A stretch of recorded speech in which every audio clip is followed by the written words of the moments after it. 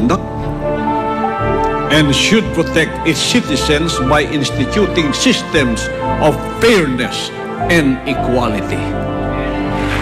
Leaders should not be a terror to good conduct. Proverbs 17:15, he that justifieth the wicked, and he that condemneth the just, even they both are abomination to the Lord.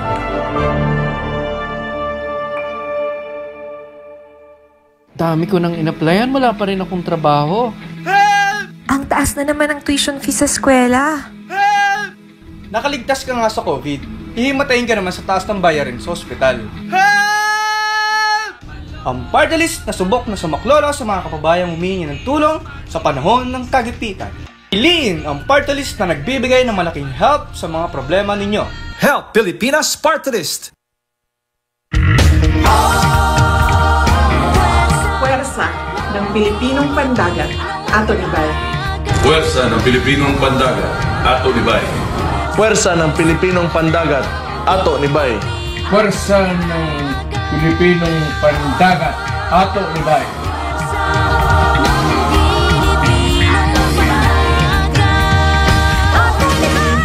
PPP Party List. Tatak Duterte. Ato Nibay. Ato Nibay! The views and opinions expressed by the program host do not necessarily state or reflect the official views and position of Sunshine Radio DZR 1026 Manila, Suanusug Media Corporation, and Sunshine Media Network International. Para sa Diyos at Pilipinas nating mahal, kailangan yung tayuan yung prinsipyo. Kailangan nandudong ka lagi sa tama. Para ito sa mga tunay na lalaban para sa bayan. Pagkamali, banatan. Pero pag tama naman, palakpakan natin. Yan ang Banateros, walang inuurungan. Pag tama, palakpakan. Pag mali ay babanatan. Yan ang Banateros, boses ng ordinaryong Pilipino. Banateros ay walang makakaawan. Yan ang Banateros, walang inuurungan. Pag tama, palakpakan. Pag mali ay babanatan. Yan ang Banateros, boses ng ordinaryong Pilipino. Banateros ay walang makakaawan.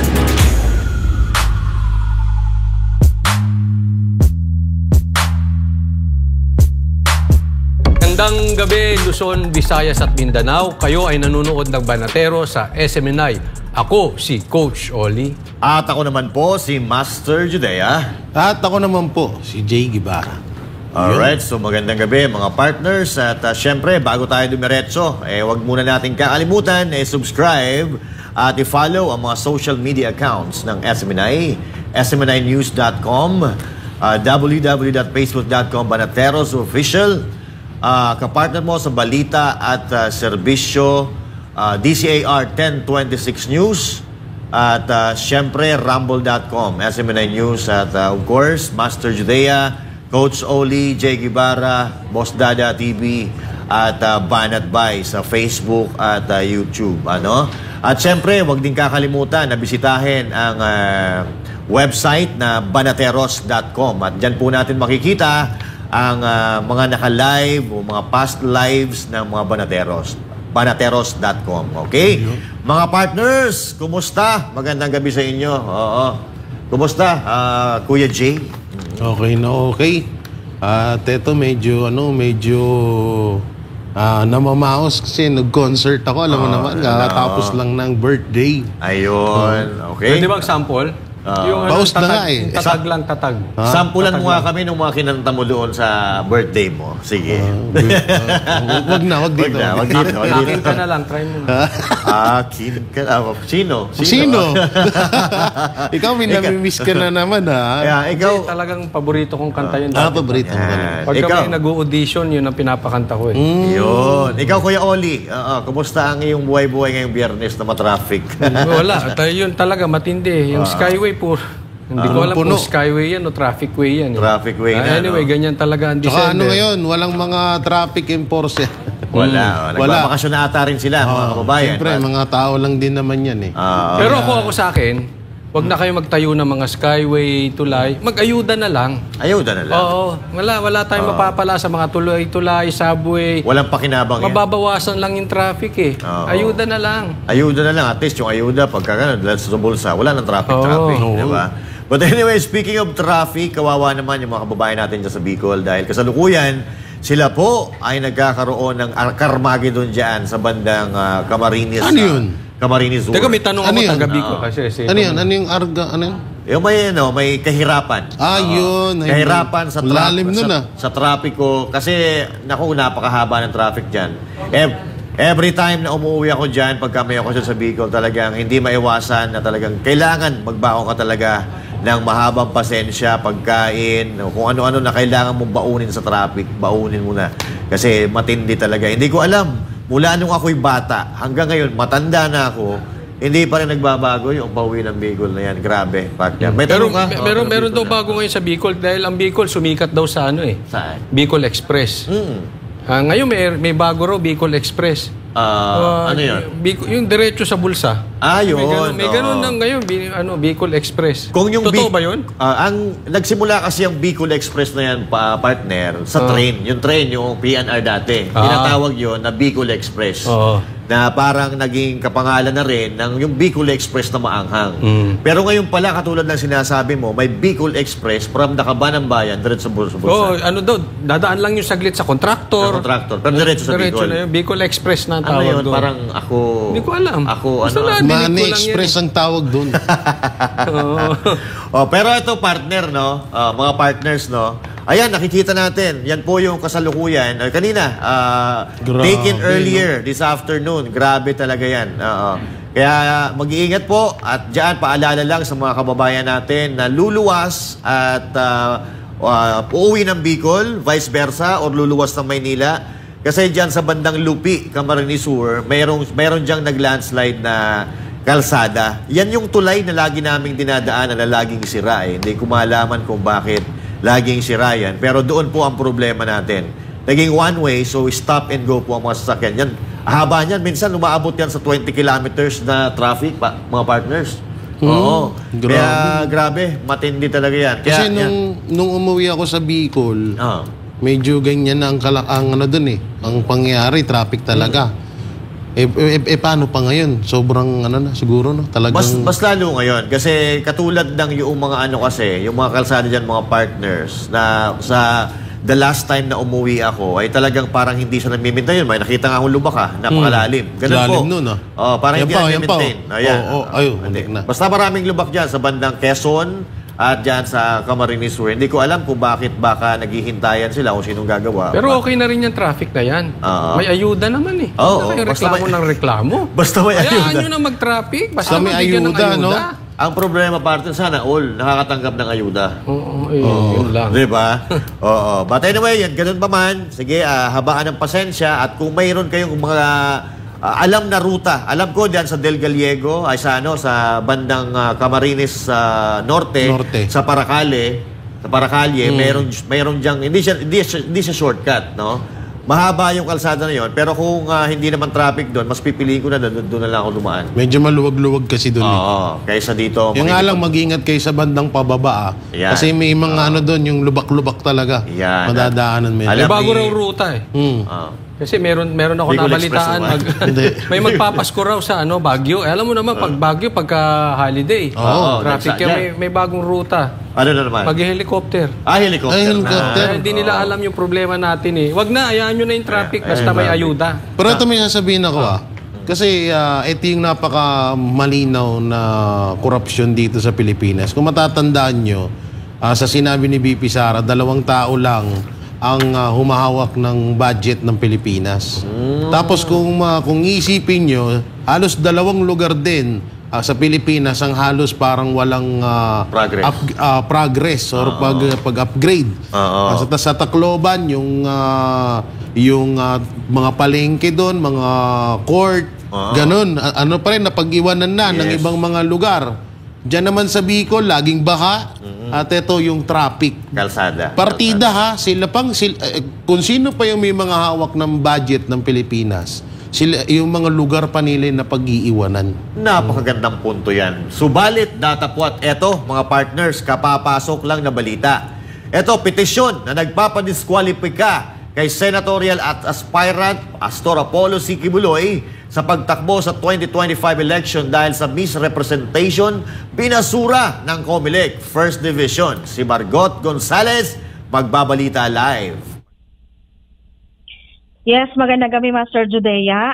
Binasura nga ng COMELEC First Division yung petisyon na nagpapadiskwalipika kay Independent Senatorial Aspirant Pastor Apollo C. Quiboloy sa pagtakbo sa 2025 elections dahil sa misrepresentation.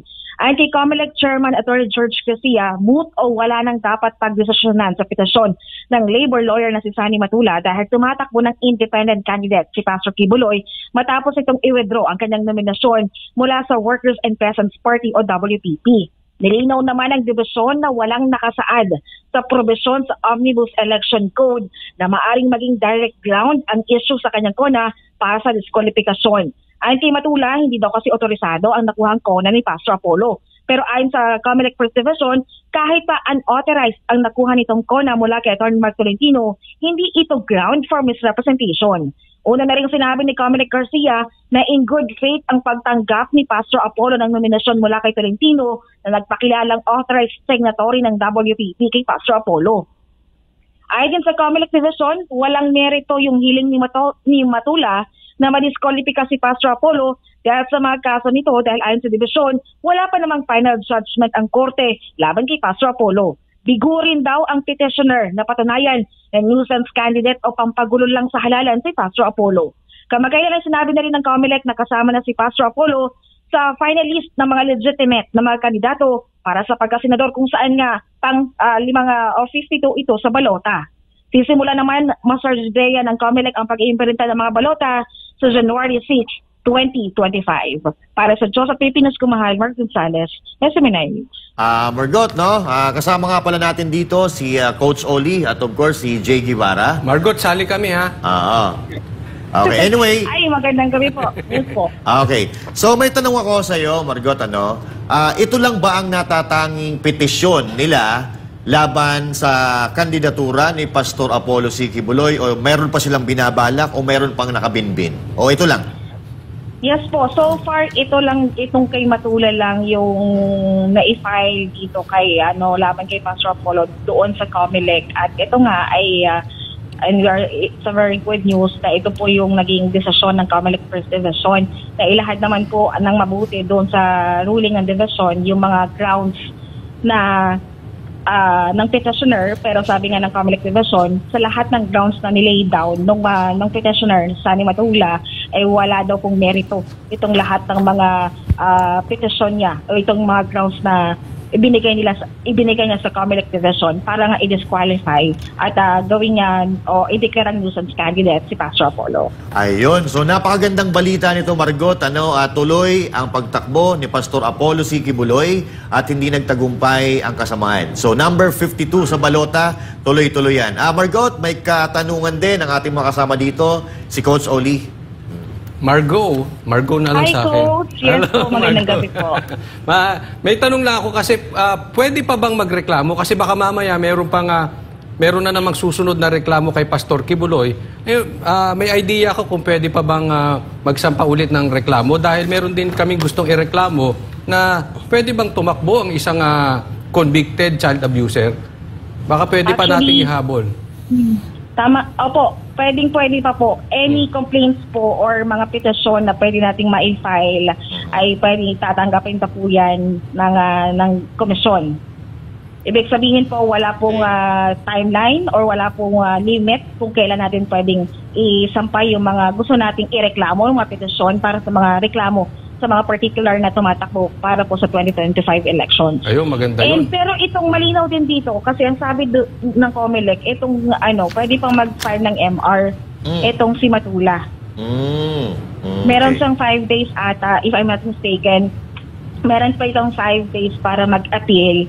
And kapag sakaling i-appealan niya pa yung desisyon ng First Division, i-aakit naman ito sa COMELEC ANDA. Okay. Jay Guevara, may question ka? Ako, hindi rekta kay Margot yung sasabihin ko. Sige. Rekta dito sa mga to eh. Ba't yung talagang pinupunteriya si Pastor na ipetisyon? Unang-una, ilan ng may mga kasong convicted at nahatulan ng korte dyan sa gobyerno? Nandiyan si Erwin Tulfo. Ilan ng ano niyan? May mga 5 ata. 5. Hindi ko sure kung 5. Bakit yun ayaw nyo ipetisyon? Samantalang si Pastor, hindi pa nga nahatulan ng korte yan. At yung kaso na ginawa nyo, matagal ng binasura yan, na inungkat nyo lang ulit, binuhay nyo. Tapos ngayon, kayo pa yung may ganang pag-initan si Pastor na ipetisyon.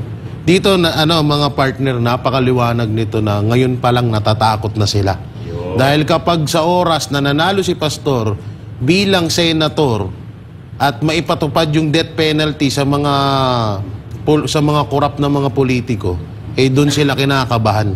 At lalong-lalo na, kasi ano yan ngayon kapag hindi ka nila kalibel sa pagnanakaw nila, ganyan ang gagawin sa'yo. Yun. So, any reaction doon sa sinabi ni Partner Gray, ni Partner Jay, Margot? Nandiyan po ba? Actually, yan nga rin yung pinagtataka natin kasi parang talagang pinag-iinitan nila si Pastor Apollo, samantalang may mga senatorial aspirant naman ngayon na mas dehamak naman na dapat hindi tumakbo sa pagka-senador. Yun nga, given na yung mga ibang senatorial aspirant, yung mga issues sa kanilang mga nationality, yung iba convicted ng child abuser, pero talagang qualified pa rin na tumakbo sa pagka-senador. Ito pa kaya si Pastor Apollo na in the first place, in good faith na tinanggap yung kanyang nomination from Attorney Tolentino. And second, wala pa namang hatol o final verdict yung korte doon sa mga naisampang kaso, mga gawa-gawang kaso, again sa ating pinakamamahal na pastor. Yun. Margot, pwede kaya yun, ma'am, kapag kung sakali man, kasi hindi natin alam talaga pero wag naman sana mangyari Dapat kapag pinipetisyon si Pastor, dapat ipetisyon din yung mga tumatakbong senator, congressman na may mga kaso at may mga records sa ipinagbabawal na gamot. Dapat ganun ang magiging rules niyan Yes. Kasi ang pangit naman na ipipetisyon nila si Pastor, tapos yung mga hinayupak na yan nandyan pa rin sa gobyerno at tatakbo pa, di ba? Yun dapat ang mangyari dyan, maging patas na lang. Tama. Actually, alam mo yung COMELEC always open yan sa mga petisyon na maaari na talaga nating ma-file. Kung talagang sa tingin natin ay yung mga particular candidate is not qualified to run.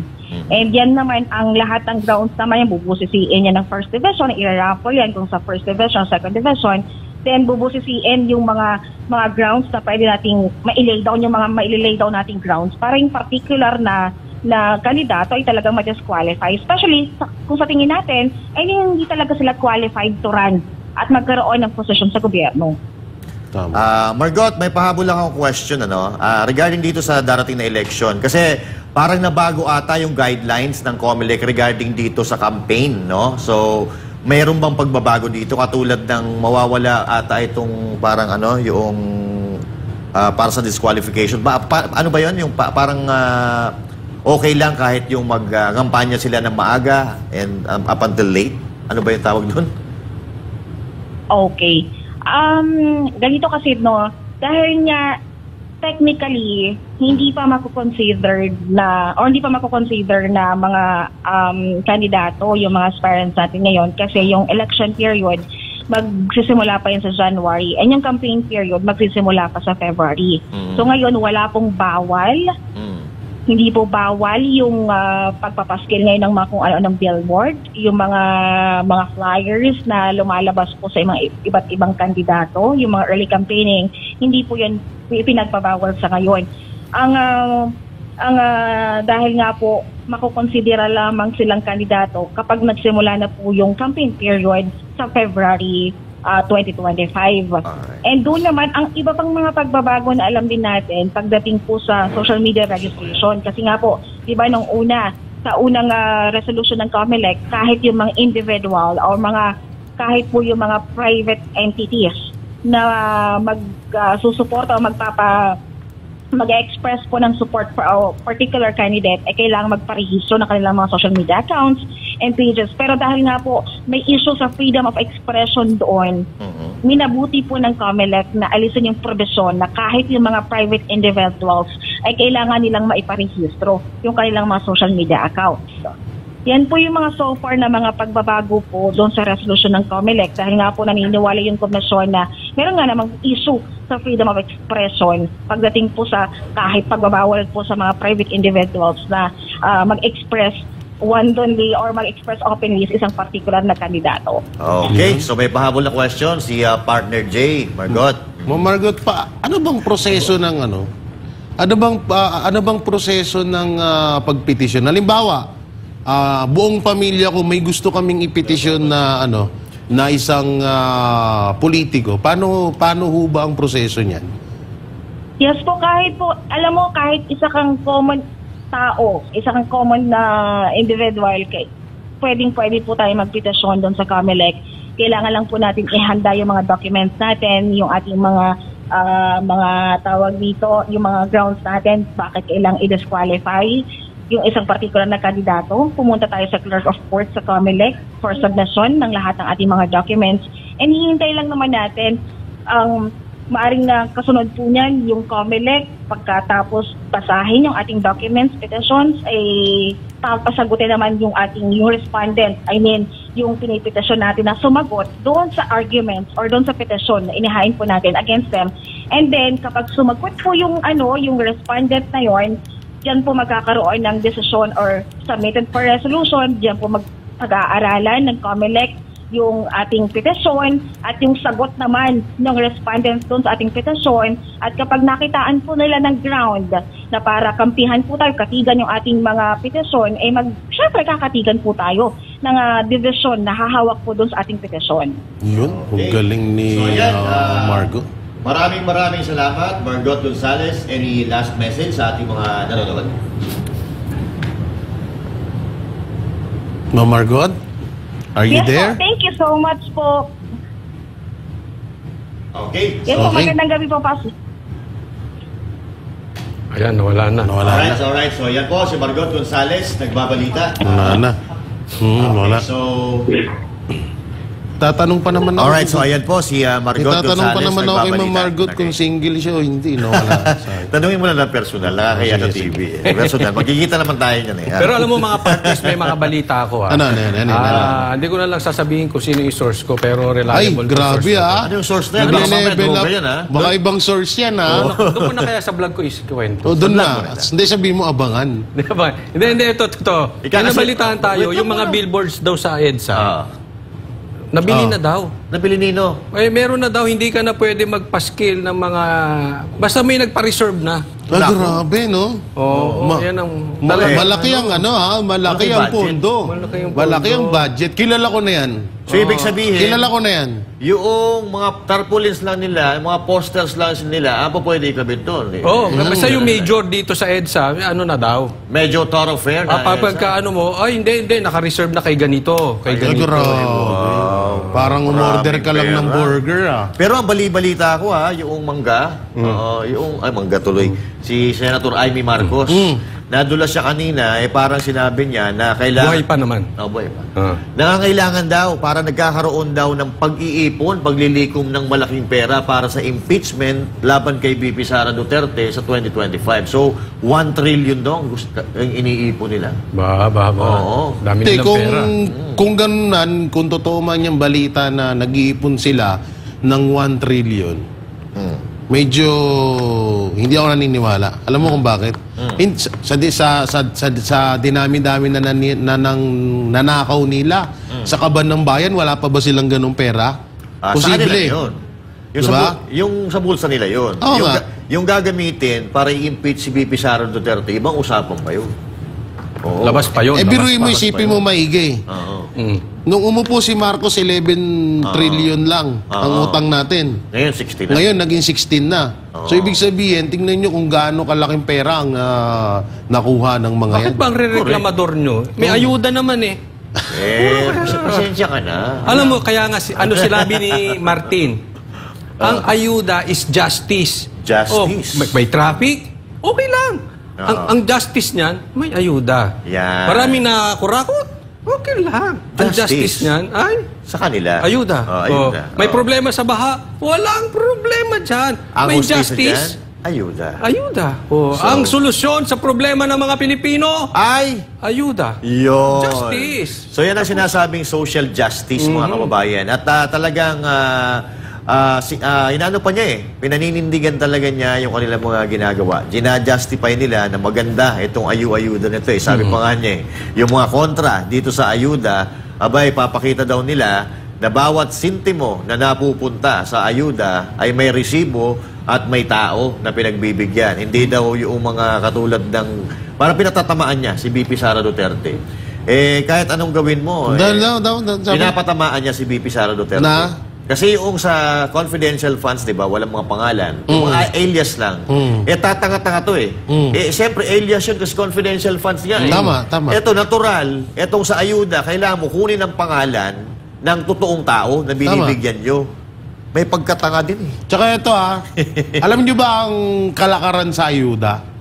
Ito, ano tayo dito, bulgaran Unang-una, halimbawa, sa isang lugar, halimbawa, Davao. Kasi nagpunta yan dun Kahit walang bagyo, dun namigay ng ayuda yan Ang bagyo nasa Maynila. Ang bagyo nasa Maynila, dun namigay ng ganyan kabaliktad ng utak niyan So ganito, ang ayuda, nagkakahalaga ng, sabihin na natin na 10 million para sa Davao.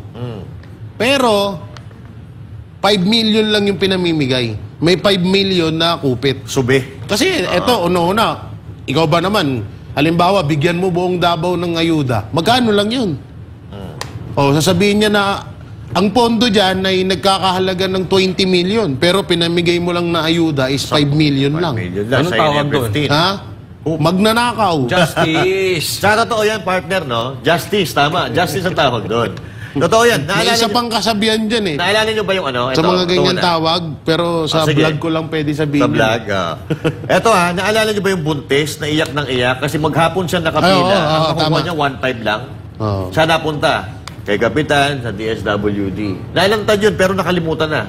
Wala na istorya. At eto pa, kakilala ko mismo. Yun na. 5,000 ang akap, di ba? Yun nakalagay doon sa papel, sa dokumento, sa rules. 5,000. Pero ang nakuha lang niya, 3,000. Justice. Pero, mapipirmahin ka sa isang papel, di umano, walang amount. Nandiyan yung pangalan mo, pipirma ka sa dulo, pero walang amount. So, sila na maglalagay. Hindi, dapat, doon naman sa pumipirma, dapat, yan ang hirap kasi sa Pilipino Ang daming tangang Pilipino Alam nyo na wala naman palang amount yun, ba't nyo pipirmahan? Baka mamaya. Bakit nyo hayahan na, malay nyo, pinapirma pala kayo, ibibenta na yung lupa nyo. Hindi nyo lang muna binabasa. Yun ang problema sa atin, mga partners, no? Kasi minsan, yung mga kababayan natin, makakita lang ng blue na pera, makakita lang ng kulay. Malaman lang na may ayuda. May ayuda, nandyan na, pipirma. Kasi pera nga naman yan. So, sobrang hirap ng buhay ngayon, hindi natin masisisi ang ating mga kababayan diyan sa pagkuha. Kaya lang, sana naman, yung pinipirmahan nyo, sana hindi mapapahamak kayo, hindi kayo mapapahamak, at hindi mapapahamak ang sambayan ng Pilipino sa pinipirmahan nyo. Coach Oli. Alam mo isa rin yan. Kailangan, pag sa bawat tanggap nyo ng ayuda, tatandaan nyo, damay ang buong Pilipino. Buong Pilipinas po yan. Kasi pag tinanggap nyo ayuda at binoto nyo yan at yan, politiko na yan ay palpak, pinahamak nyo ang Pilipinas. Tingnan nyo, ha? Ito po'y wala po tayong sisihan. Ito po ay pagbalik tanaw lang. Diba? Yung mga bumoto kay Marcos, nasaktan sila dahil nabudol sila. Partner, mas masakit sa atin. Hindi natin, damay tayo Hindi natin binoto diba? Ito, again, hindi ko kayo sinisisi. Pero, tatandaan nyo, sa bawat gagawin ninyo, kabalikat nyo buong Pilipino. Mahirap yung katanggap kayo ng tanggap, tapos kayo naman, malambot ang puso, sige, boto natin. Kasi tutulungan tayo niyan. Alam mo, bahala na sila dyan. Problema nila dyan sa national. Basta tayo dito sa distrito natin, nakakatanggap tayo kay Kong nung mga regalo, ayos na tayo, di ba?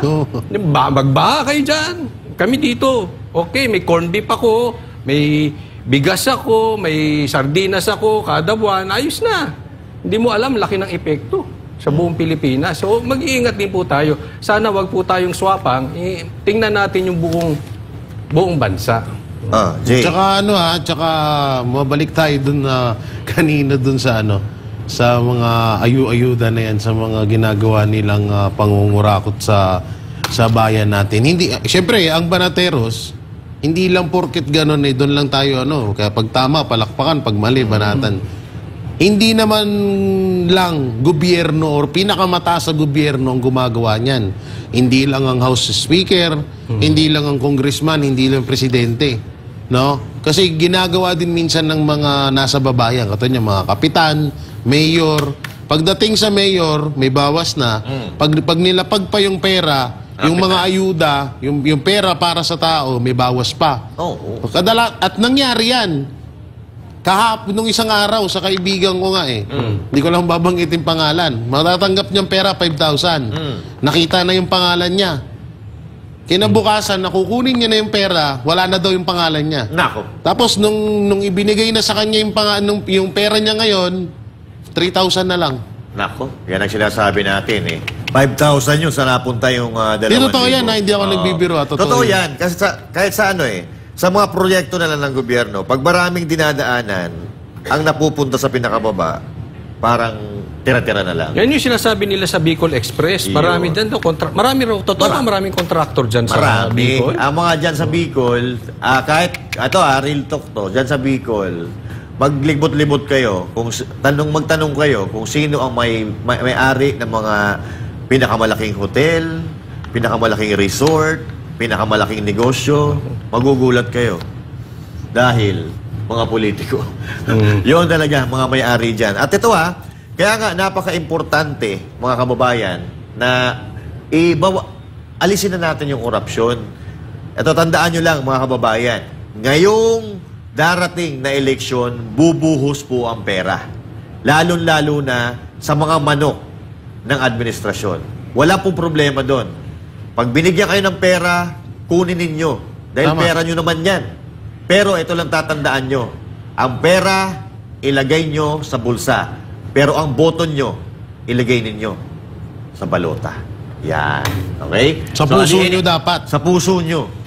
Cheesy, no? Okay, so may dugtong ka, partner. Pero ako may sabihin. Sige, sabihin mo na. Kasi sabi mo, bubuhos ang pera. Oo. Alam nyo, yung sinabi mo din, yung mga, yung sa Justice. Yung sa mga, kinakabitan ng mga tarpaulin nila. Billboard. Alam mo ba kung magkano budget nila dyan? Sabihin ko yan, mag-break po muna tayo, huwag kayong aalis at magbabalik ang programang Banateros. Hindi mo naman pangalan.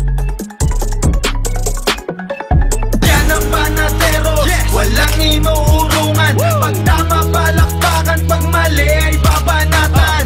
Yan ang Banateros, boses ng ordinaryong Pilipino. Banateros ay walang makakaawan.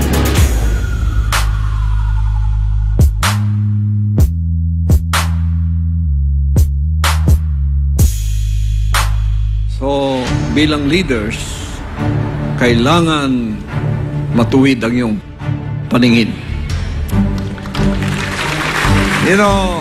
Public office is a public trust.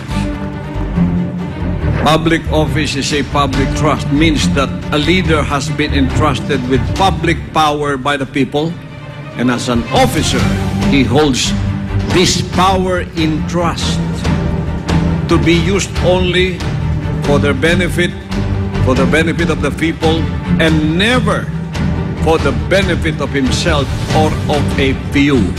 He must safeguard the interest of the nation.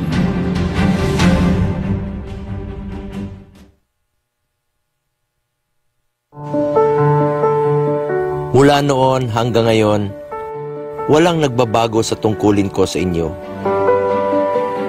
Gaano man kalayo, anumang oras o timpla ng panahon, sisikapin kong marating kayo para magserbisyo.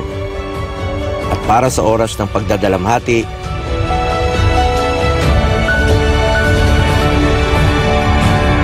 makapaghatid ng kaunting ngiti. Ngayong Pasko at bagong taon, sana po ay serbisyo at malasakit ang ating aginaldo.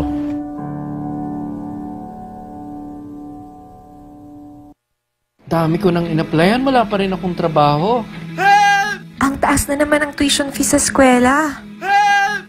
Nakaligtas ka nga sa COVID. Hihimatayin ka naman sa taas ng bayarin sa ospital.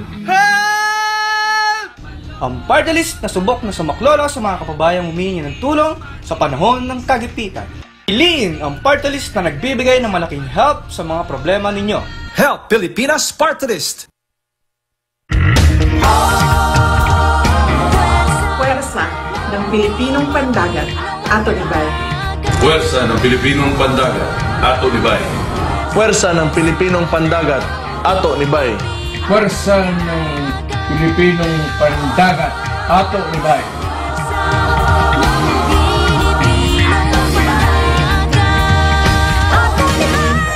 PPP Party List. Tatak Duterte. Ato Nibay. Ato Nibay! Yan ang banateros, walang inuurungan. Pag tama palakpakan, pag mali ay babanatan. Yan ang banateros, boses ng ordinaryong Pilipino. Banateros ay walang makakaawan.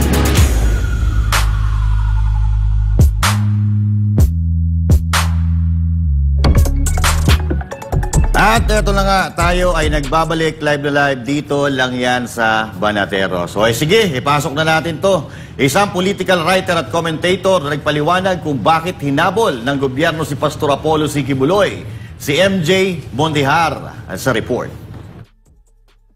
Kinumpirma mismo ni U.S. Ambassador to the Philippines, Mayor Kay Carlson, na pumayag ang Pilipinas na dito ay proseso ang papel ng mga Afghan refugee na ginamit ng Amerika bilang translator at mga espiya na makialam sila sa pamamahala noon sa Afghanistan. Taong 2023 nang unang pumutok ang issue at napaimbestigahan na rin sa Senado. At para sa political writer at commentator na si Juna Bines, ang issue sa Afghan refugees ang naging mitsa sa operasyon ngayon kay Pastor Apollo C. Quiboloy at VP Sara Duterte sa ilalim ng Marcos government.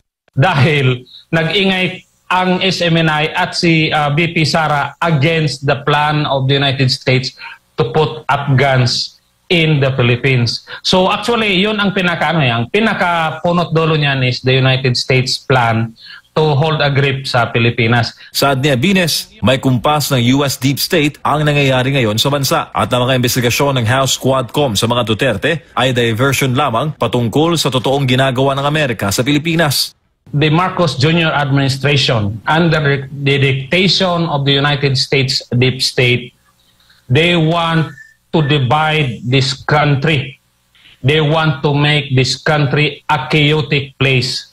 So that one day, kung gusto na nilang makipaggera sa China, wala tayong capacity to resist. Saad ni Bines, inaali sa eksena ng US government ang lahat na nakikita nilang personalidad na makapagsasabi sa totoo nilang pakay sa Pilipinas. Isa na dyan si Pastor Apollo na binuo ang Kingdom of Jesus Christ na may 7 milyong miyembro sa buong Pilipinas at sa iba't ibang bahagi ng mundo. Nakita ng US Deep State na independent ng KOJC sa gobyerno at iisang boses lang ang pinakikinggan at iyon ang butihing pastor. At ayaw na ayaw ni Pastor Apollo na magpaalila sa mga puti kaya vocal ito sa kanyang mga pangangaral laban sa diskriminasyon ng mga Amerikano sa ating mga Pilipino. Si Pastor Quiboloy ang pinaka-example.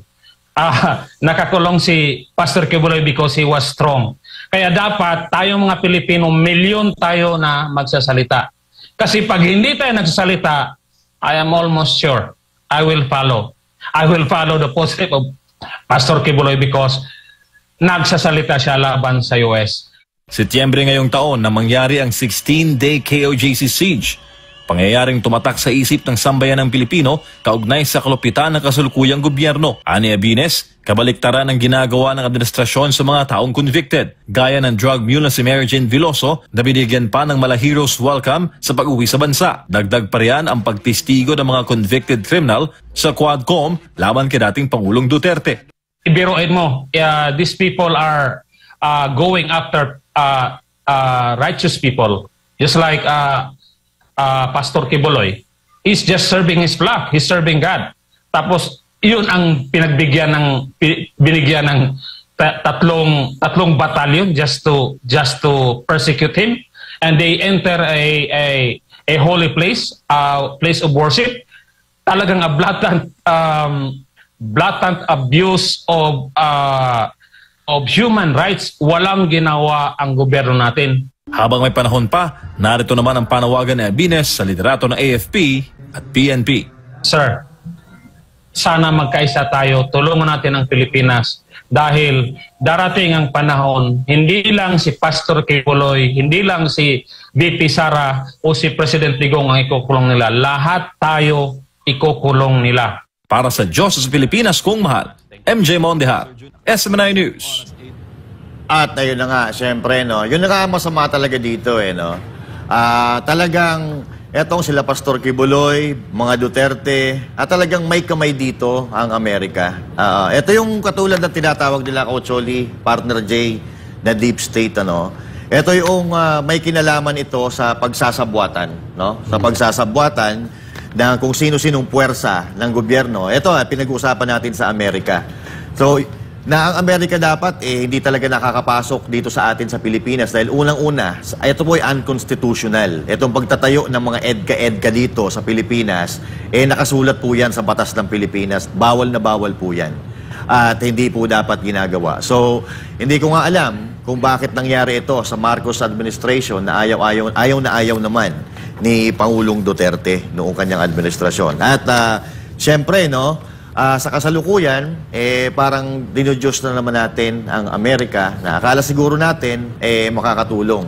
Tama itong mga sinasabi ng writer na si Mr. June Abines regarding doon sa kapangyarihan, puwersa na ipinapakita ng kasalukuyang administrasyon. Ngayon, nakakapagsalita pa tayo pero darating ang panahon na baka lahat tayo kulong na netong mga ito pag tayo ay nagsalita ng laban sa kanilang mga kagustuhan. Coacholi.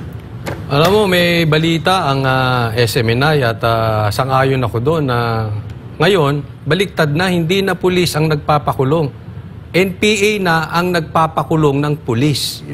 Convicted na ang nagpapakulong ng pulis. Baliktad na talaga nangyayari sa bansang Pilipinas. At ito hindi malayo Tatandaan nyo itong sasabihin ko. Para pag nangyari, maalala nyo ay sinabi ni Coach Oli yan.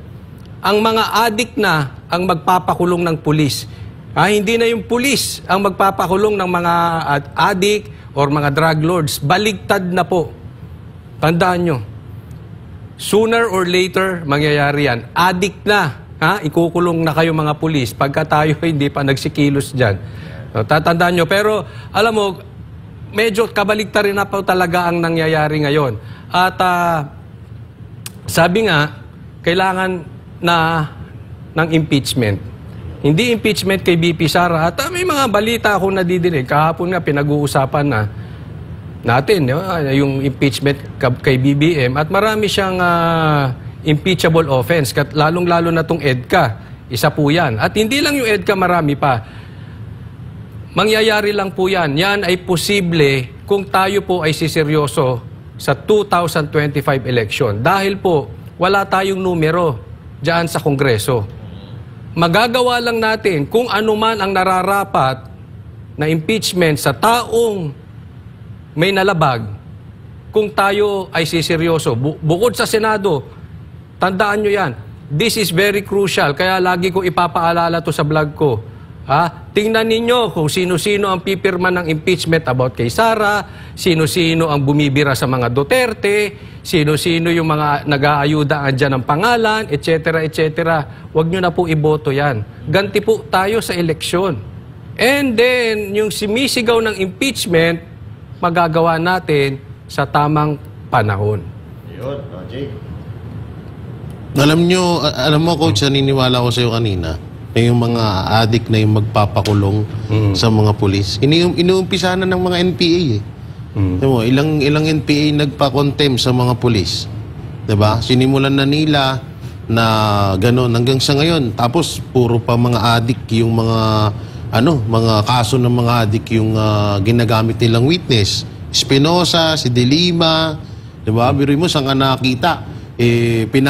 Pinalabas yung mga yan tapos biglang ginawang testigo. Tsaka yung about naman sa Amerika, Alam nyo mo, ano na to sa akin eh, matagal na sa akin umano to eh, niniisip ko na kung sakali man na gumaya ang SMNI or kung sakaling gumaya ang SMNI sa ibang mga media ngayon, kung pumayag sila sa ganun, parang susunod sila sa utos sa kanila, siguro ngayon may prangkisa at may hanggang ngayon si Pastor baka kasama natin. At pangalawa, doon sa Amerika, hindi kaya ito yung mga leader ng mga malalaking sindikato dito sa Pilipinas? Kasi nung panahon ni PRRD na talagang halos naubos yung mga negosyo nila dito. So ngayon nagulat tayo, biglang nagbalikan. Biglang nagmura ang droga, biglang nagugulat na lang tayo na ang dami na namang mga negosyante ng mga Amerikano dito sa Pilipinas na wala tayong napapakinabangan. Hindi katulad nung panahon ni PRRD.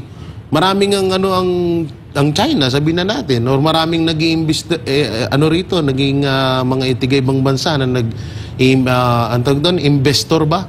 Or nagbi-business dito. Pero nakikita natin yung pakinabang. Sa ngayon, wala eh. Yung pag-travel nga ni Marcos sa iba't ibang bansa, wala rin tayong napakinabangan. Master? Okay, so yun na nga, no? Nakamute ka. Yeah, so yun na nga, no? Nakakalungkot itong bansa natin ngayon kasi parang kung may nagtitimon man, medyo balanggado. Ibig sabihin ng balanggado, hindi natin alam. Wala tayong tiyak na paroroonan, ano? Wala tiyak na paroroonan kasi parang ang daming leader sa Pilipinas. Isama na natin yung pangingialam siguro ng Amerika dito. Sa ating bansa. Kasi parang hindi ko alam kung may kasunduan ba to o katulad ng iniisip din na nakararami. Kasi unang-una, ayaw ng ating presidente ng Pilipinas ngayon sa Amerika, pero biglang dumating yung pagkakataon na 360-degree turn na parang pumayag na siya. At katulad nga ng sinabi natin kanina, ayon doon sa mga political analyst at political expert, nadaanan pala nila ito na ang pagtatayo pala ng EDCA dito sa ating bansa ay unconstitutional. So, ibig sabihin, labag po sa ating batas. Kaya, ako maiintindihan ko Maiintindihan ko kung gano'n na lang ang pagnanais nila na mahawakan ang puwersa, ang kapangyarihan sa gobyerno ng matagal na panahon. Dahil nakakasiguro ako na alam nila na kapag sila ay nawala na sa pwesto, ito talagang maipa-file sa kanila ng mga kaso, babalikan sila nito. At ito mga legit talaga ito. Hindi katulad ng mga fina-file nila sa mga Duterte na halos hindi sila makakuha ng matibay na ebidensya sa kanilang mga binibintang. Pero ito, on record po ito ng mga ginagawa nila. Itong pagpapapasok ng EDCA, yung mga gaganapan sa gobyerno, katulad ng pag-import natin ng mga agricultural products natin, marami pong nalabag na batas doon. At ito pong ginagawa ng Quadcom, lalo-lalo na, marami po ang nagsasabi ng mga eksperto na talaga namang ito ay unconstitutional at talagang parang nagtitrip na nga sila para lang madurog nila ang mga Duterte at mawalan ng kapangyarihan, mawalan ng pangalan, mawalan ng popularity ngayong darating ng mga susunod na eleksyon. Coach Oli. Pero sa isang banda, maganda na rin yun. Ako, nakitaan ko na yung good side doon kung bakit nila ginagawa kay Pastor Kibuloy yun. Dahil alam nila na talagang threat si Pastor Kibuloy dahil malapit siya kay PRRD. At the same time, ngayon, alam nila, hindi traidor si Pastor Kibuloy gaya nung iba na ginamit lang ang mga Duterte. Pagkatapos gamitin yung Duterte, flinas sa inodoro. Kinalaban na. Ngayon, nagkakitaan Hanggang ngayon, hindi iniwan ni Pastor Kibuloy ang katotohanan, hindi iniwan ni Pastor Kibuloy ang mga Duterte. Sana ito'y nakikita na ng taong bayan. Lahat ng... Huwag po nating i-judge ang isang tao kasi hindi lang po si Pastor Kibuloy. Tatandaan ninyo, pag ang isang tao naligo ng demanda dahil malapit sa Duterte, ay nako, magduda na kayo. Kasi ano ba inaasikaso? Ngayon magpapasko na. Ano inaasikaso nila? Duterte pa rin. Hanggang sa dulo, Duterte pa rin. Pero siraan dito, takot naman sila na magreklamo nung formal. Halimbawa, demanda.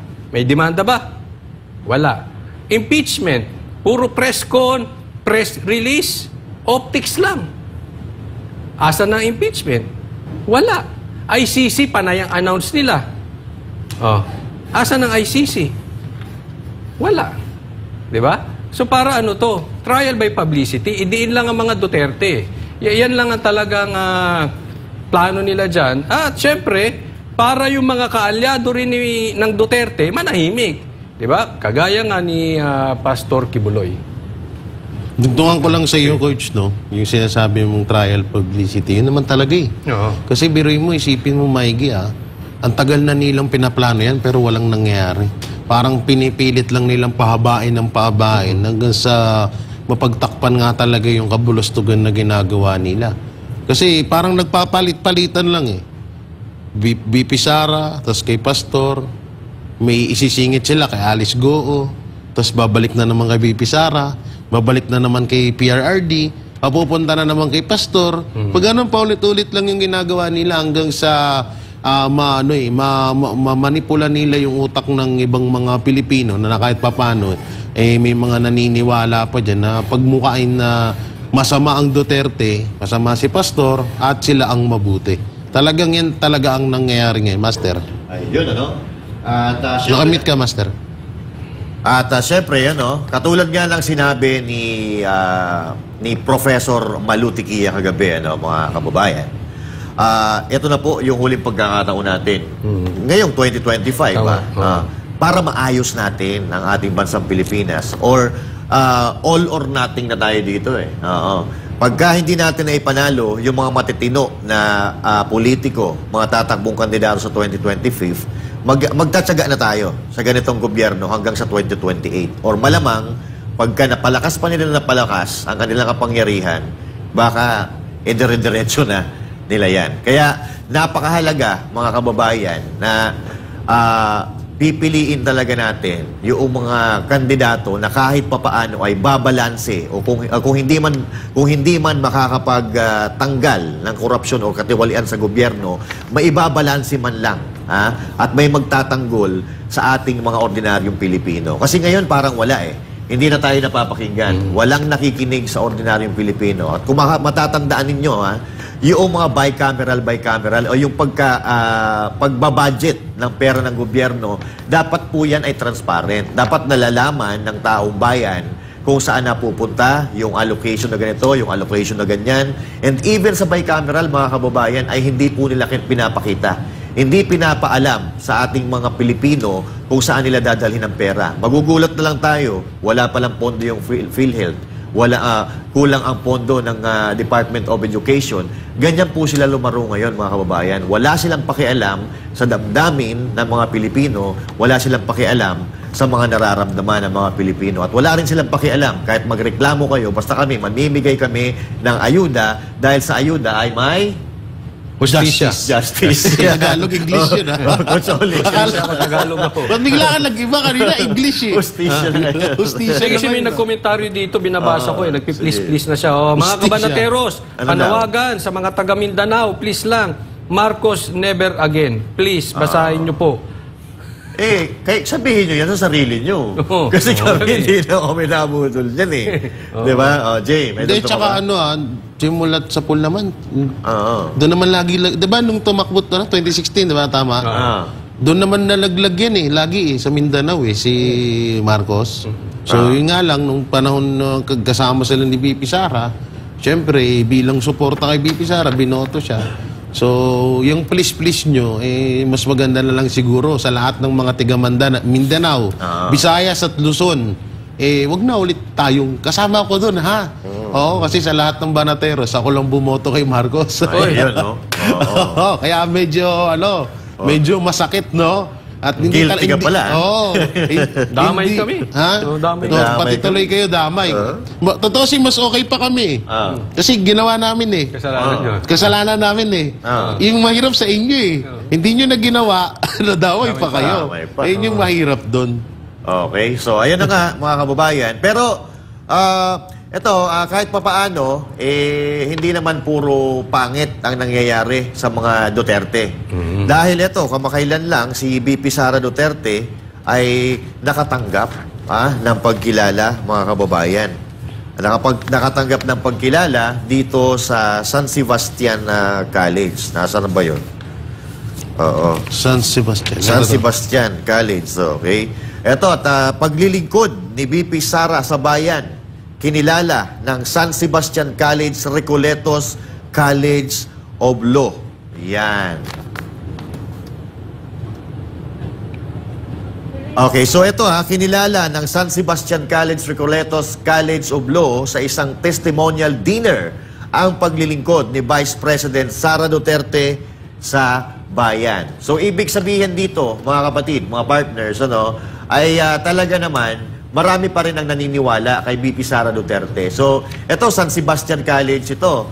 Kumbaga, baka pwedeng medyo magkaroon sa kanila ng masamang tinapay itong Marcos administration kasi kinikinala nila si VP Sara Duterte. Pero nagpakita sila dito ng katapangan sa pamamagitan ng pagbibigay, ng pagkilala sa pagtatrabaho ni VP Sara Duterte. At ang balita ko, si VP Sara Duterte, si Pangulong Duterte, baste ito, Baste sila, Oo nga, di ko alam. Ngayon ko lang nalaman, baste pala ito. Baste pala sila, So, ibig sabihin, talagang, ang dyan sa mga San Sebastian College, yung mga nagiging abogado dyan, mga partners, ay talaga namang magagaling. Yan, ang bunga.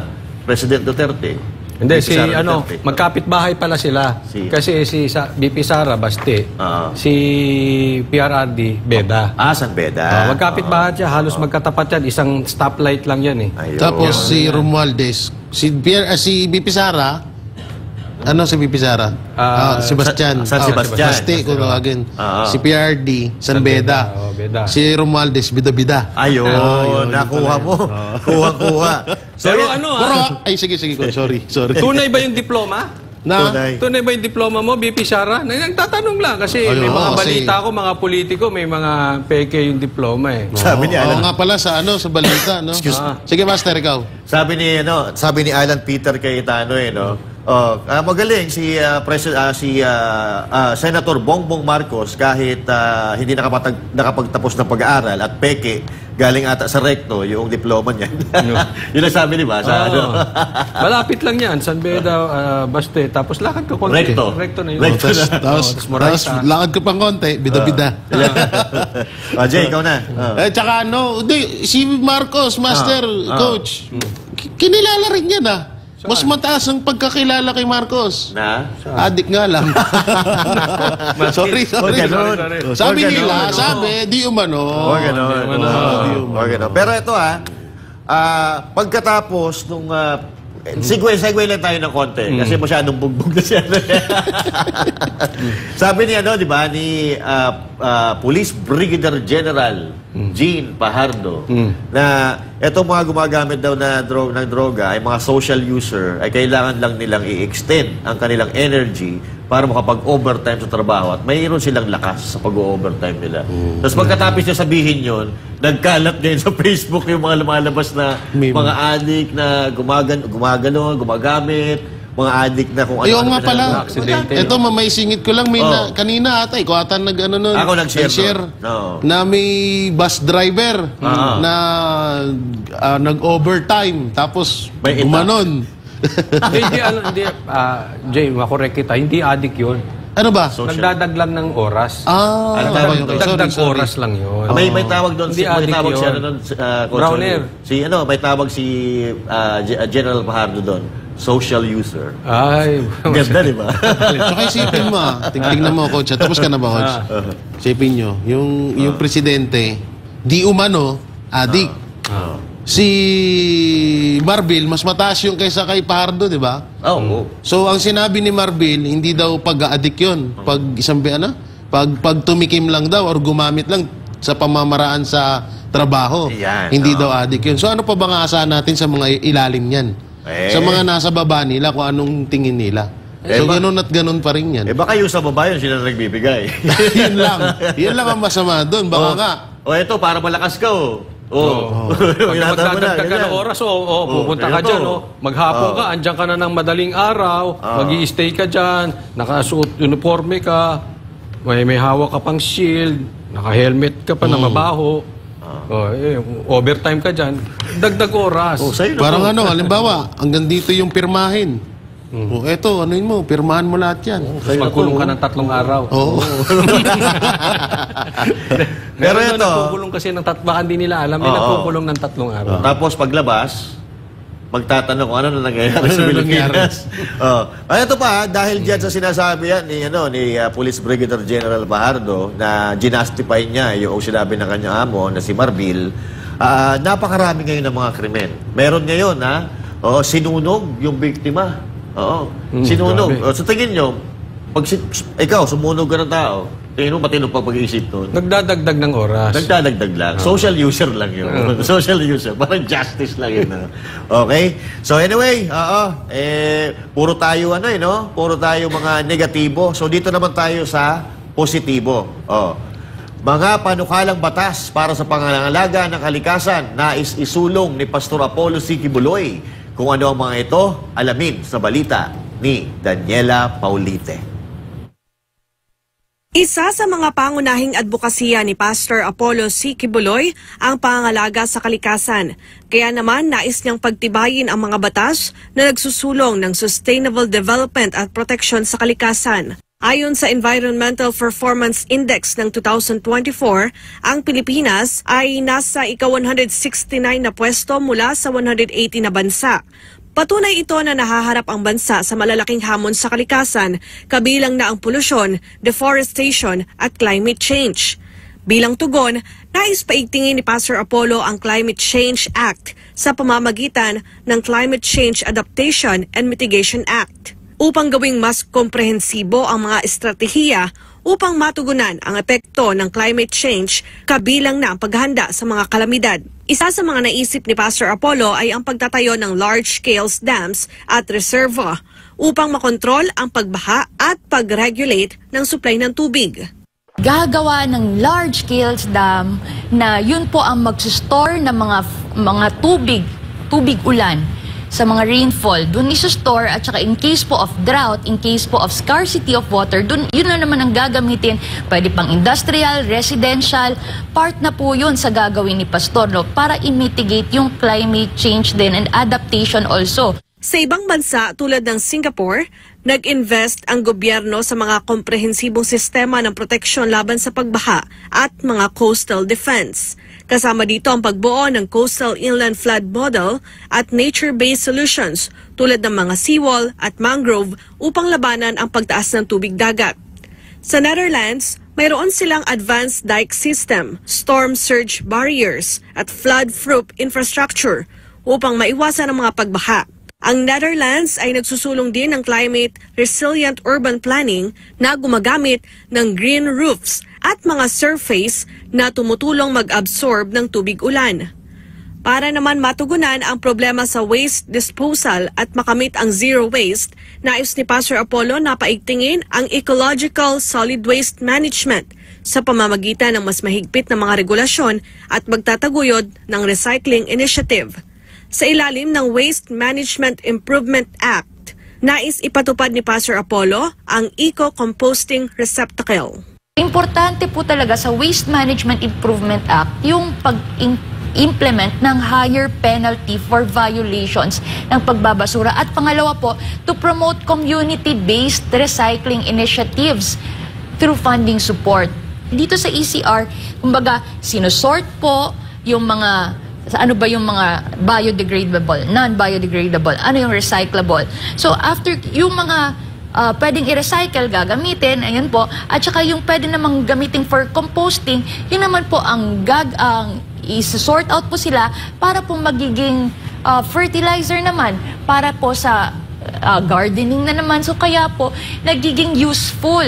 Ang mga bansa tulad ng Switzerland, Sweden at Denmark ay ilan sa mga nangunguna sa pamamahala ng basura at pagtataguyod ng mga sustainable na solusyon upang labanan ang epekto ng climate change.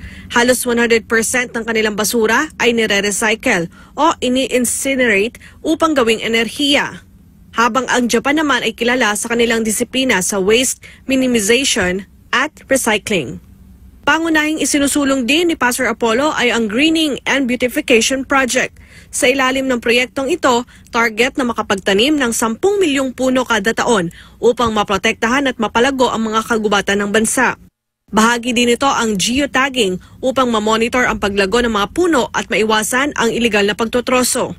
Ang plano po ni Pastor is 10 million trees a year. Kung sakali nga po na uupo siya at saka nationwide, which is kayang-kaya.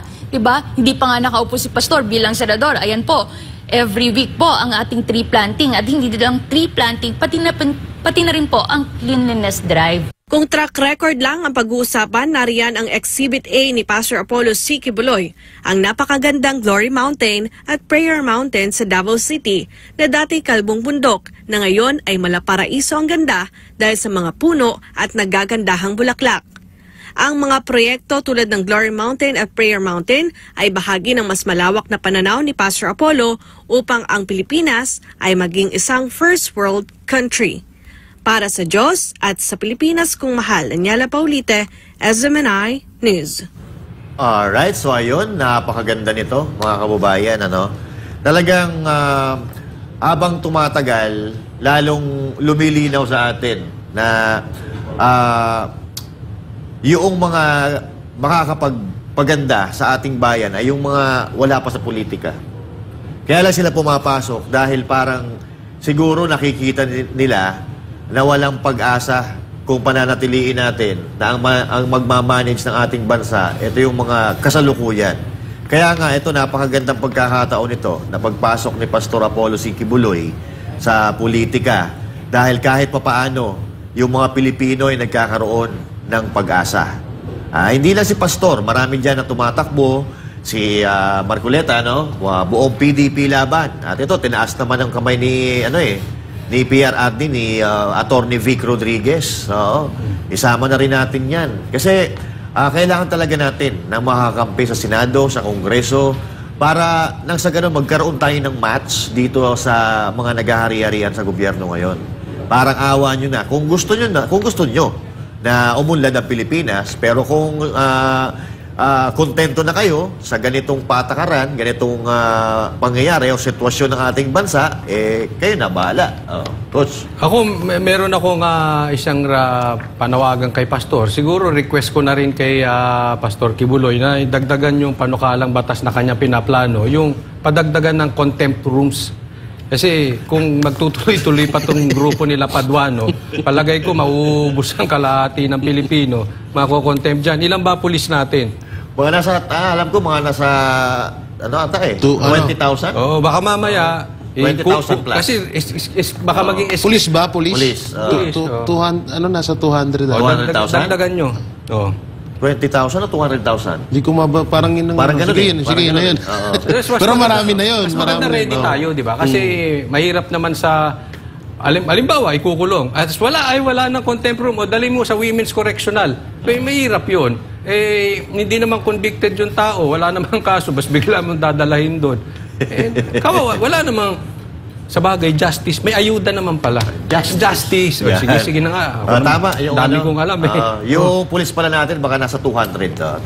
So, kailangan... Tama, 200. Kailangan ba dagdagan? Pastor, baka sakaling kasi ang galing mag-aral ni Pastor, Alam mo, yung... Walang hiya ka. Walang hiya ka. Akala ko anong sasabihin mo. Akala namin kung sasabihin mo. Naisip mo ba yun? Talagang sunod-sunod ng pinapakontempt Hindi, tingnan nyo yung panukala ni Pastor, detalyado. Hindi yung parang pinapangako ko sa inyo ay tayo ay magkaisa. Hindi ganun, hindi generic. Diba? Detalyado, alam mo na talagang inaaral. At saka, yung solusyon niya sa baha, yung paraan, hindi yung pondo. Correct. Kasi di ba, may flood control projects. Ito ang pondo, bilyon-bilyon. Tapos biglang binaha. Baha pa rin. Kay Pastor Kibuloy, anong paraan niya para gawin ito? From planning. Diba? Coach, from planning to execution. Lahat, detalyado. At may resibo kasi kalbo partner, sorry ito ay... Magsusombrero na ako bukas. Kalbo yung yung Prayer Mountain tsaka Glory Mountain. Oo. Kalbo yun dati kasi wala po tayong pinapatamaan. Dating kalbo yun. Pero kita mo ngayon, napakaganda. Ano yung marami? Ano yung to? Basta makapal ang pananim doon, magaganda. Actually, parang mayabong, pati yung mga bulaklak parang naka-attention eh. Yeah. Meron silang talagang nakaayos. Minetering. Organized na organization. Hindi yung parang kulot, yung gulo-gulo yung buhok. Parang ako yun Dalawa lang kami Hindi, pero palagi pagka nagkita kayo ni Pastor Tin, baka sakaling maayos pa niya yung Kasi napalago niya yung Prayer Mountain tsaka But seriously, may resibo eh. 'Di ba? Yung isang mama nagtatanong, ano bang gagawin natin sa sa climate change? Si Pastor, anong niya? Paraan. Solusyon. Detalyado. At higit sa lahat, resibo. Yun ang matindi ron kasi nagawa niyo na. Yun lang, isama. Pastor, maglagay ka kayang contempt rooms dyan. Mga ilan. Nadagdagan. Kasi ang pulis natin is 228,000. So ilang yun? Contempt room yun. May mga third floor pa, Balak talaga na ubusin ng pulis. Last message, parang Jay. Yun, siguro naman yung ibang mga senator na pagbigyan na natin ng ilang ulit at wala namang nagawa. Labas ho dito sila Senator Bongo, Senator Bato, yung mga walang nagawa dyan na senator na pagbigyan natin. Gasino na lang po kung pagbigyan natin si Pastor. Na alam nating may magagawa para sa bayan. At alam natin may maitutulong. At dito nga sa komento, number 1 si Pastor sa Mindanao. Itong nagkomento, nag-load pa daw siya ng 500 para lang may comment yun. No? Okay na. Okay na siya. Okay na siya. Okay ka na ba? Ibasa na namin, ha? Hindi kasi nagmamakao siya, nagpa-load pa daw siyang 500 para lang. Naman yun, may katotohanan yun. Kahit naman sa Visayas, Mindanao, Luzon, maaaring mag-number 1 si Pastor. Kasi yun ang una, mali din kasi style ng gobyerno eh. Nang dahil sa kanila, doon lumabas ang mga magagandang gawain ng KOJC at ni Pastor. Hindi nila naisip yun eh. Yan tuloy, ngayon naging tinik sa lalamunan nila, kaya mayat maya yung pagpipipetisyon kay Pastor. Pero ako, mga kababayan, sana pagbigyan natin kasi kung yung iba nga ng mga senator, ng mga nakaupo ngayon, pinagbigyan natin ng hindi lang isa, kundi 2, 3 beses. Wala naman nagawa sa bayan. Pagbigyan ho natin si Pastor. Number 52 sa balota. Siyempre, isama na natin dyan ang buong PDB laban.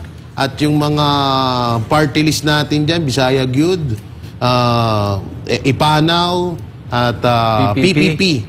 Yan. At marami pang tayong iba, Nakamute ka Coach. Hindi. Okay ako. Alam mo yung kay Pastor Kibuloy, sana, kasi may kasabihan na tayo naman ang bumoboto. No? In a way, partly, kasalanan natin pag talagang nagkaloko-loko No? So, this time, eto na po ang ating bawi. Bumoto na po tayo ng tama at higit sa lahat may resibo. No? Kita naman natin kay Pastor Kibuloy, pinagbigyan tayo, tumakbo siya, kahit nung panahon ni PRRD, hindi nga siya tumakbo, hindi siya kumuha ng posisyon But this time, nakikita niya na kailangan na ng Pilipinas ang kanyang serbisyo. So tayo naman, iboto natin yung mga tama. Ako, I suggest na straight nyo na yan. At parang awa nyo na, wag na si Lito Lapid, pambihiraan. Pambihira naman. Wag na tayong mag-anuhan dito. Si Risa Ontiveros. Parang awa nyo naman na. Mas madalas pa si Trillanes sumatid ng hearing kaysa kay Lito Lapid, pambihira. Buti pa si Trillanes Pero madugtong ko sa iyo, Coach, yung kanina sinabi mo, doon natin napatunayan na hindi gahaman sa kapangyarihan si Pastor. Kasi isipin mo tumakbo bilang presidente si dating Pangulong Rodrigo Duterte na pwede na siyang ipanalo nun ni Pangulo, diba? Ni PRRD. Tumakbo si BP Sara bilang Vice President, ganon din, hindi siya tumakbo.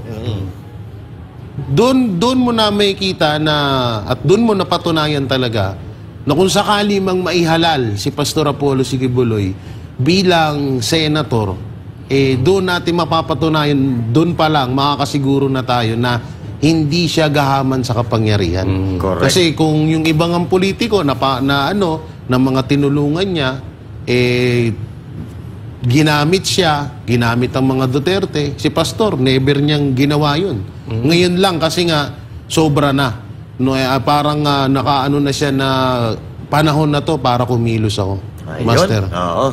So yan nga, tama yung mga sinabi ng aking mga partners dito. At si Pastor Apollo Sikibuloy ay hindi power hungry. Kung tutuusin, pwede siya kumuha ng sa gobyerno, kahit anong posisyon sa gobyerno nung panahon ni Pangulong Duterte. Pero hindi niya yung ginawa dahil nga siya ay mayroong tinatawag na delikadesa.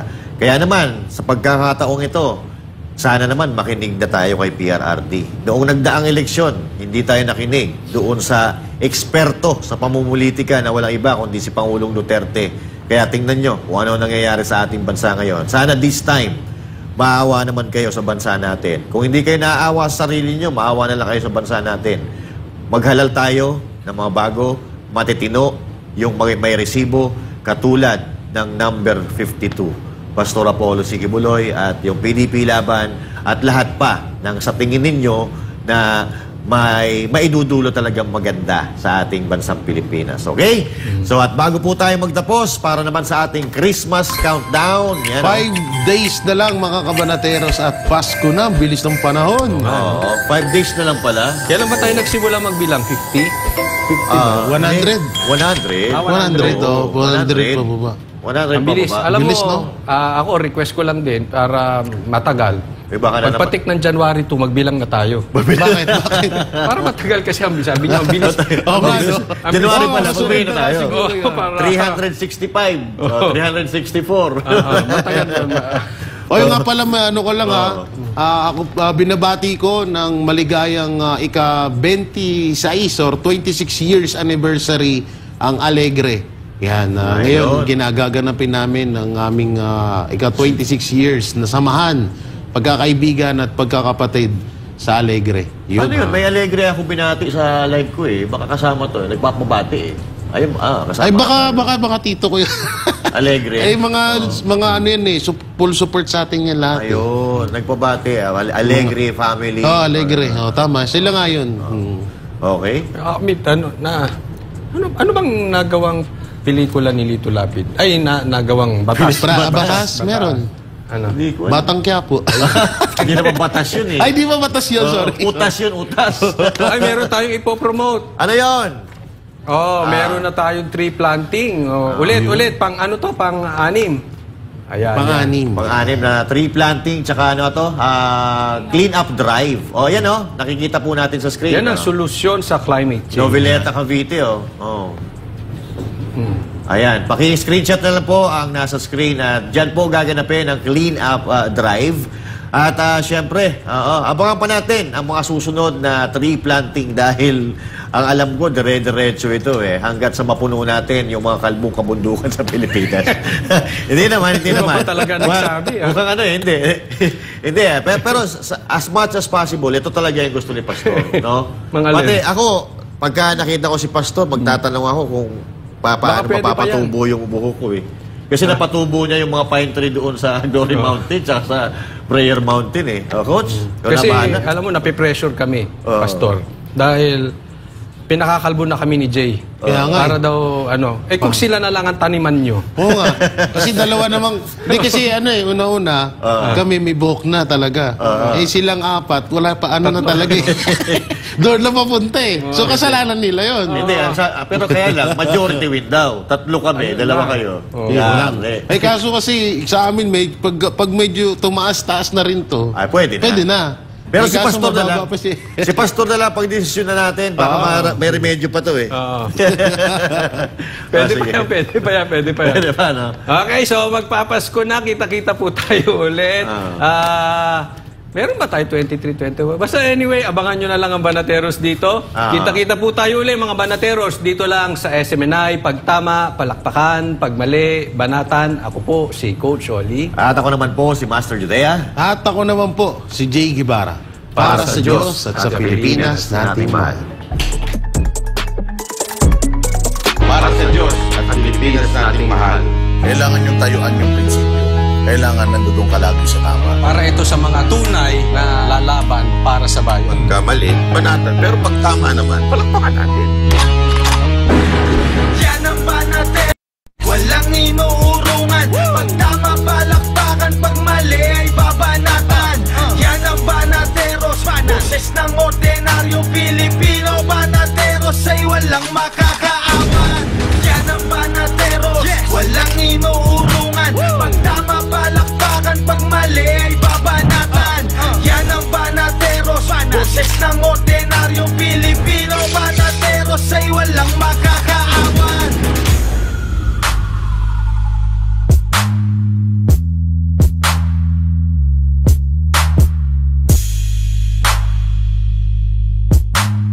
Kung leader ka, talagang dapat tumpak ang ginagawa mo, lalo na sa pagsugpo ng kasamaan. Leaders should not be a terror to good conduct and should protect its citizens by instituting systems of fairness and equality. Leaders should not be a terror to good conduct. Proverbs 17:15, he that justifieth the wicked and he that condemneth the just, even they both are abomination to the Lord. Dami ko nang in-applyan, wala pa rin akong trabaho. Ang taas na naman ang tuition fee sa eskwela. Nakaligtas ka nga sa COVID. Hihimatayin ka naman sa taas ng bayarin sa ospital. Ang party list na subok na sumaklolo sa mga kababayang humihingi ng tulong sa panahon ng kagipitan. Piliin ang party list na nagbibigay ng malaking help sa mga problema ninyo. Help Pilipinas Party List! Puwersa ng Pilipinong Pandagat, Ato Nibay. Puwersa ng Pilipinong Pandagat, Ato Nibay. Puwersa ng Pilipinong Pandagat, Ato Nibay. Puwersa ng Pilipinong Pandagat, Ato Nibay.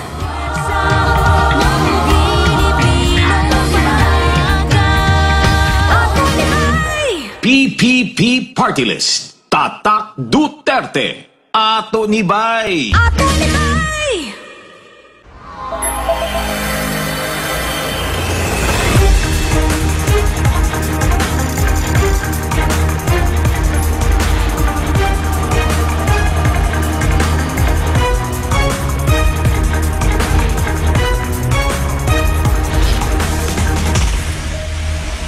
This is SMNI News Channel. Truth that matters. Subscribe to SMNI News Channel and turn on the notification bell to keep you up to date. Also visit our official social media accounts and join our community on Viber and Telegram.